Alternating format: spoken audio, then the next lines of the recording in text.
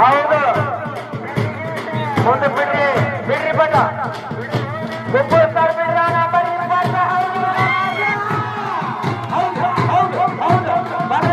ಮತ್ತೊಂದು ನಮ್ಮ ಕೇಜಿನ ರೈತರು ಹುಷಾರ್ರಿ ಅದು ಹರಕತಿ ನಂಬರ್ 31 ಅಲ್ಲೇ ನಿಂತ ಕೇಳಾಕಿ ನಂಬರ್